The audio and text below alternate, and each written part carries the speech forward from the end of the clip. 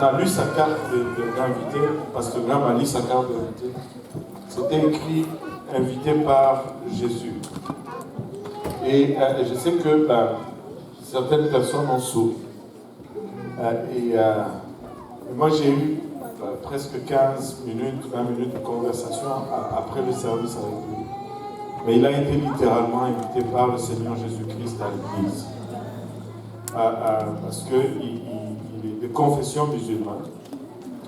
Et il y a quelque temps, il a eu un rêve, il m'a raconté. Et que dans cet rêve, il y avait une dame qui lui disait que quelque chose dans ce sens qu'elle n'aimait pas la façon qu'il priait ou qu'il ne priait pas de la bonne façon. Et dans le rêve, il a vu le Seigneur Jésus. Il dit que c'était flou, mais il a vu le Seigneur Jésus. Vous pouvez vous identifier en cela. Des fois, tu es dans un rêve, tu vois quelqu'un, tu sais que c'est la personne, mais tu ne sais pas comment.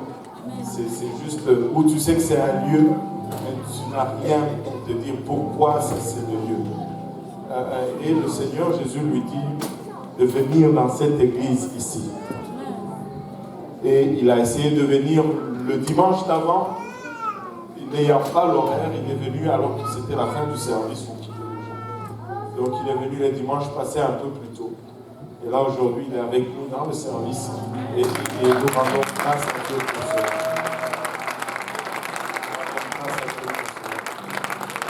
Nous savons que Dieu amène toujours à perfection ce qu'il commence dans la vie de quelqu'un. Et je sais qu'il a...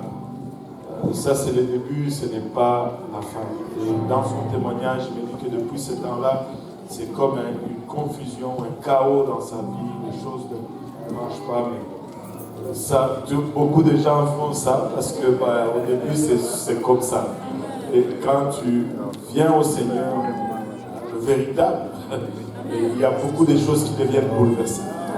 Et ce n'est pas la paix, c'est la guerre. Ce n'est pas la clarté, c'est la confusion. Parce qu'il y a de ces choses que tu dois sortir et abandonner pour marcher dans la droiture, dans la pleine connaissance de qui il est. Et c'est la volonté de Dieu que tous nous puissions parvenir à la connaissance, à la pleine connaissance de qui il est.